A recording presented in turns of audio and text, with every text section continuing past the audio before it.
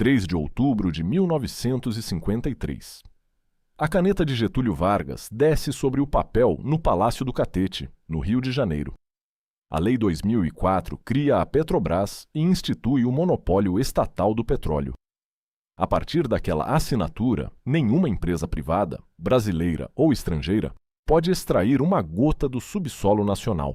A multidão celebra: o petróleo é nosso. O detalhe que o nacionalismo escondeu é outro. Os relatórios técnicos da época apontavam que as grandes bacias terrestres brasileiras, Paraná, Amazonas, Parnaíba, estavam secas. O Brasil fechava as portas do subsolo para proteger uma riqueza que a geologia dizia não existir em escala comercial. O país produzia 2.700 barris por dia. Consumia 137 mil. A diferença, 98% do que se queimava, vinha de fora. Há um detalhe que a fotografia oficial não mostra. A lei que Vargas sancionou não era a lei que Vargas enviara. Em dezembro de 1951, ele mandara ao Congresso um texto que admitia associação com capital privado. O Congresso endureceu. Impôs o monopólio. O presidente sancionou o texto que chegou à sua mesa, não o que saíra dela. O artigo 1º é curto e absoluto. Constitui monopólio da União a pesquisa e a lavra das jazidas de petróleo. Toda a cadeia, do poço à bomba do posto, passa ao Estado. Todo o risco exploratório passa ao Tesouro Nacional. A caneta sobe, o papel seca. A página entra no Diário Oficial, com a data e o selo da presidência. O subsolo do Brasil, da foz do Amazonas à fronteira do Chuí, torna-se propriedade de um único operador. No ano seguinte, os Correios emitiram um selo comemorativo. A imagem era uma torre de perfuração contra o mapa do Brasil. O gesto demora 2 segundos. A consequência dura 44 anos. O Brasil fechou o subsolo para proteger um tesouro que os geólogos ainda não tinham encontrado. A conta chegaria 20 anos depois, em dólar, com juros. 20 anos depois, em outubro de 1973, o embargo árabe dispara o preço do barril. O Brasil, em pleno milagre econômico, descobre que queima mais petróleo do que consegue tirar do próprio chão. Importa 80% de tudo o que consome. A conta de importação, em 12 meses, salta de 769 milhões para os 2,96 bilhões, quase 4 vezes, em um ano. O motorista de caminhão autônomo, o mesmo que rodava a BR-116, desde os anos 1960, sabia a quantos quilômetros por litro o Mercedes-Benz L1113 andava em subida e em plano. Sabia, pelo barulho do motor, se a carga estava dentro do peso regulamentar. A margem do frete era um cálculo invisível. Preço do diesel, quilometragem, tempo de estrada, peso da carga. Cada variável cabia na cabeça dele. Quando o diesel disparou, ele passou a desligar o motor nas descidas para economizar. Um gesto que não estava em nenhum manual. Todo motorista da época aprendeu sozinho. O posto era o centro da estrada. O frentista enchia o tanque enquanto o motorista conferia o óleo do cárter com uma vareta. Na parede, o preço do litro era escrito num quadro. Toda semana número novo. O milagre econômico, 1968 a 1973, foi construído sobre petróleo barato que entrava por navio.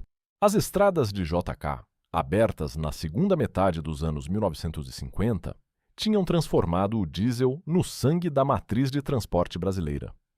A indústria automobilística instalada no ABC Paulista empurrava caminhões para a estrada a cada mês. Em 1960, a frota nacional de caminhões passava de 300 mil. Em 1970, passava de 700 mil. Cada um deles rodava a diesel. O Brasil rodava sobre pneus e queimava um combustível que não produzia. O recôncavo baiano produzia petróleo, produzia pouco. Cada poço que abria na Bahia era uma gota contra um tanque nacional que crescia a cada ano, a cada nova fábrica, a cada novo caminhão na estrada. A bomba do posto virou o termômetro. O preço subia. O frete não acompanhava. O cálculo na cabeça do motorista começou a não fechar. O Brasil queimava mais petróleo do que todo o recôncavo baiano podia produzir. A conta estava armada, faltava só o gatilho. Entre 1951 e 1953, a campanha "O petróleo é nosso" tomou as ruas. Cartaz com o mapa do Brasil e uma gota de óleo escorrendo sobre o território. Sindicatos, estudantes, oficiais do Exército. O general Horta Barbosa liderava o Centro de Estudos e Defesa do Petróleo e empurrava a bandeira do monopólio estatal puro. A direita nacionalista e a esquerda nacionalista, raramente de acordo em outra coisa, convergiram em torno do mesmo slogan.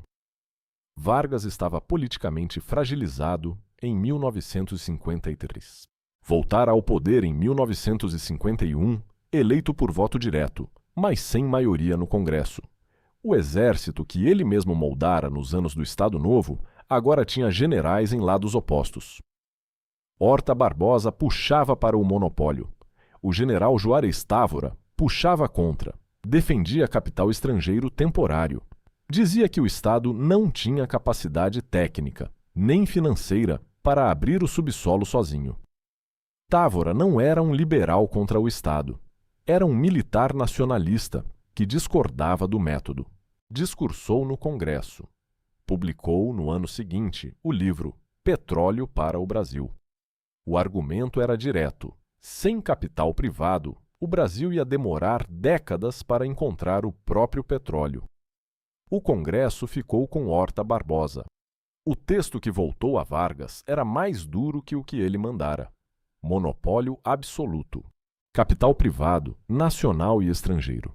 Fora da pesquisa, da lavra, do refino e do transporte. Vargas sancionou. O capital inicial da nova estatal foi fixado em ser 4 bilhões, cerca de 67 milhões de dólares. Com esse dinheiro, o Brasil ia explorar um subsolo do tamanho de um continente, sozinho, contra as 7 irmãs, as maiores petroleiras do mundo, e contra uma geologia que, naquele momento, dizia que não havia ali muito a encontrar. A decisão fazia sentido em 1953. A Standard Oil era acusada, na imprensa nacionalista, de sabotar poços no Brasil. Não há prova documental disso. Mas o medo da entrega do subsolo a estrangeiros era real, e a memória das concessionárias estrangeiras das décadas anteriores não tinha saído do imaginário militar. Havia capital estrangeiro interessado. A campanha o considerava predatório. Vargas preferiu não enfrentar a rua. O presidente pragmático sancionou a lei que o movimento de rua e o Congresso escreveram por cima do seu projeto. A caneta era dele, o texto, não. A lei foi assinada. O subsolo foi trancado.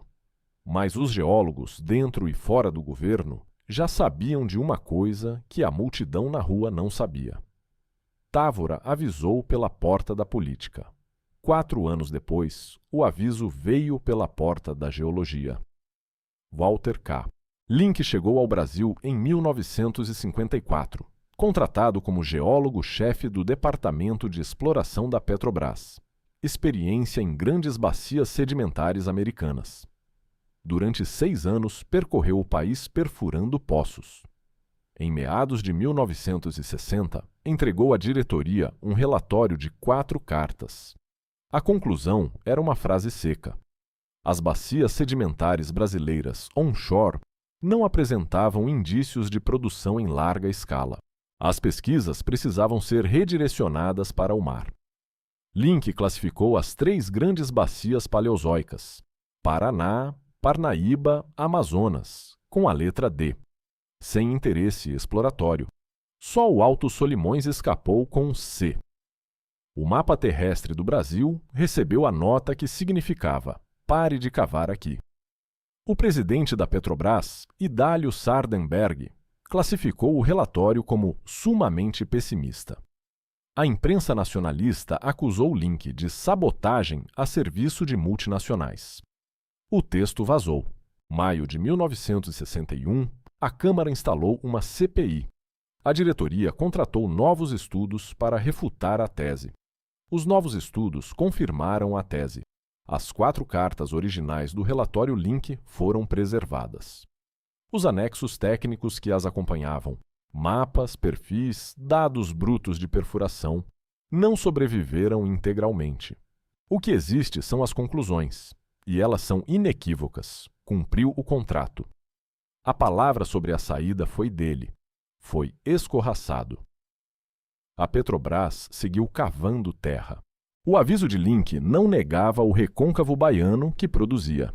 Negava que o Brasil fosse encontrar debaixo do continente o petróleo que precisava.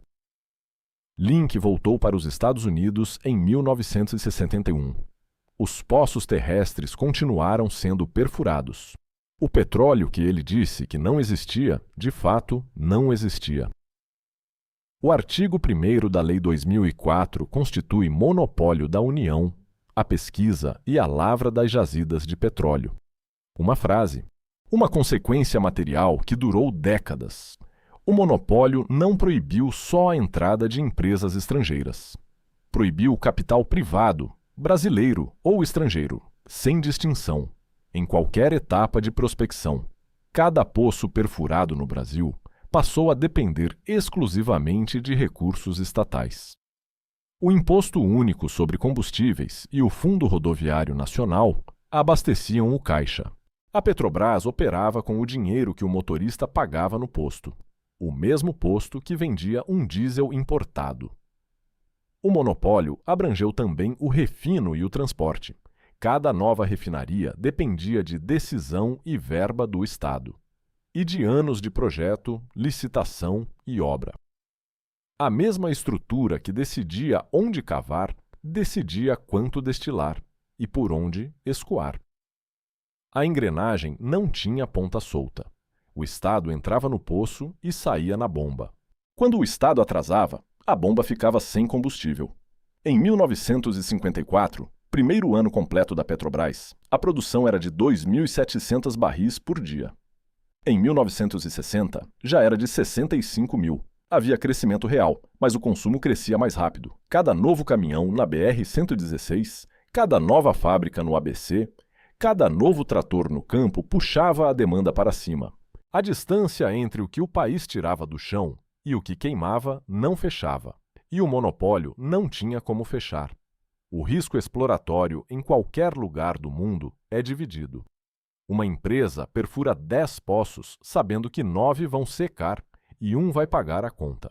Esse mecanismo exige volume de capital e agilidade para descartar o que não funciona. O monopólio concentrou o risco inteiro no tesouro de um país que produzia 2.700 barris por dia. A diretoria da Petrobras não escolheu onde perfurar só pela geologia.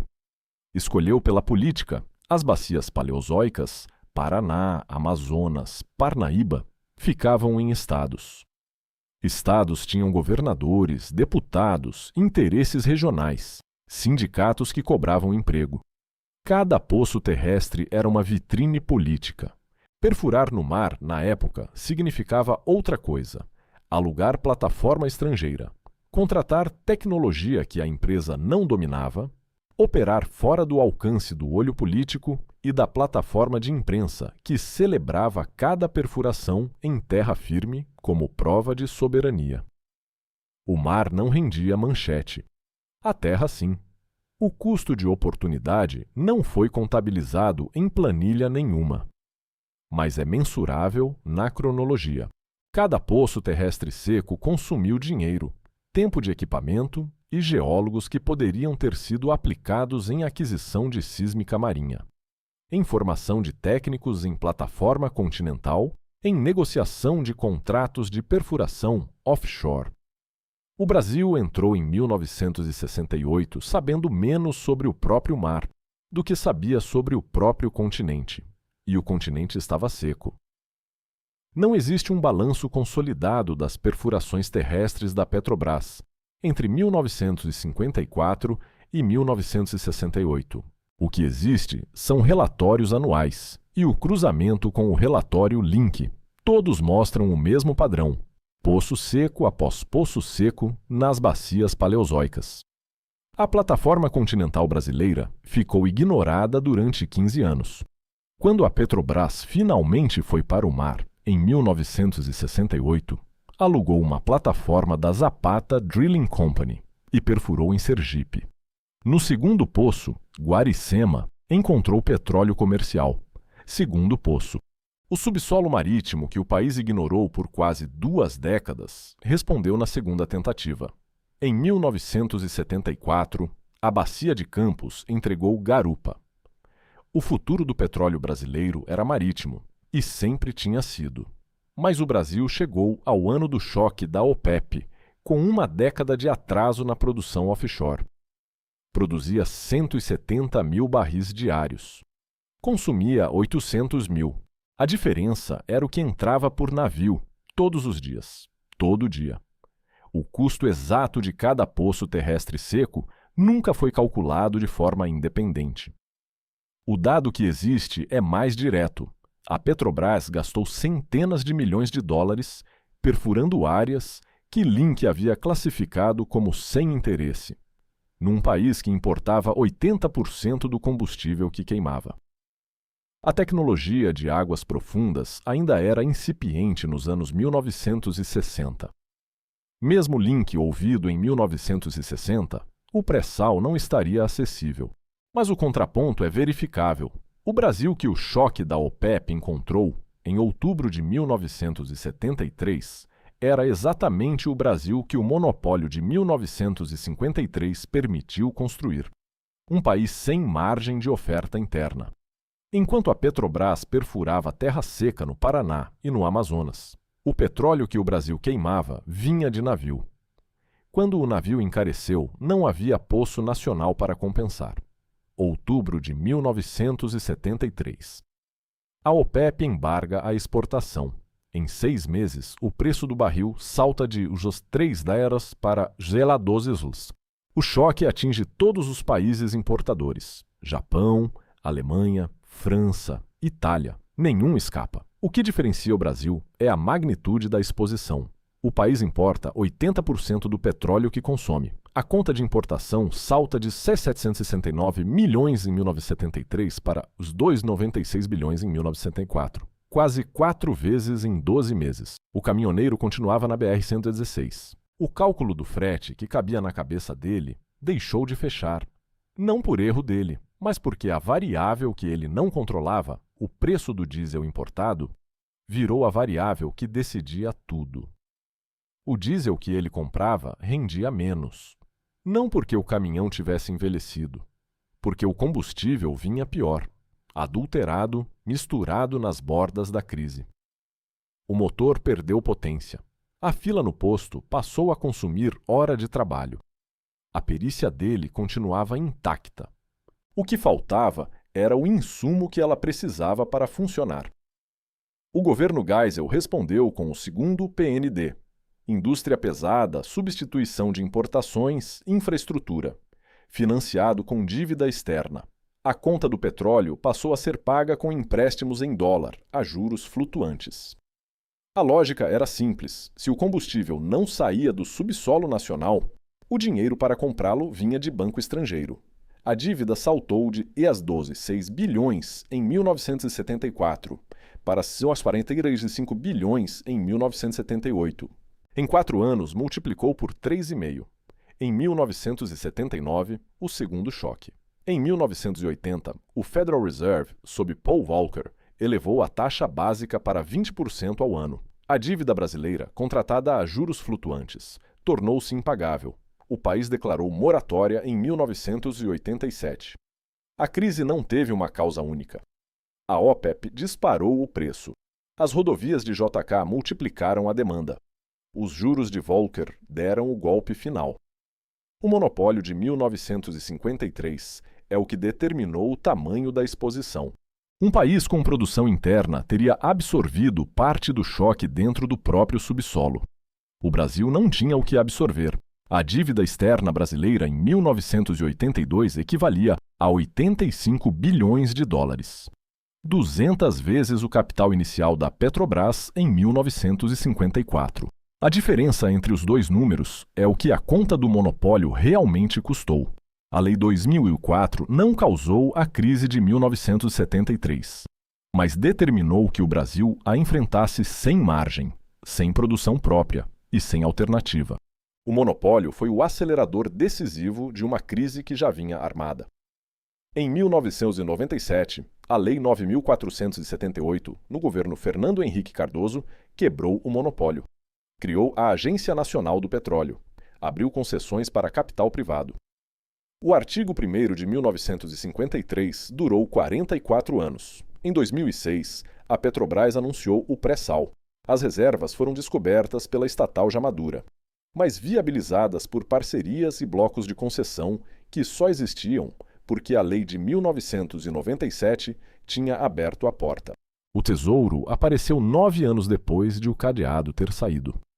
A página da Lei 2004 e a página da Lei 9.478, lado a lado, dizem a mesma coisa em direções opostas. Uma fecha o subsolo, a outra abre. O petróleo que Link disse que não existia em terra, existia, debaixo de 2 quilômetros de água e uma camada de sal, a uma profundidade que a tecnologia de 1960 não alcançava. O monopólio protegeu essas reservas da fase predatória das 7 irmãs e atrasou em décadas a hora de encontrá-las. O Brasil fechou o subsolo em 1953 para proteger um tesouro que ainda não existia. Em 2006, o tesouro apareceu. 53 anos, uma dívida externa e 3 choques de petróleo depois. O subsolo estava intacto. O país, não.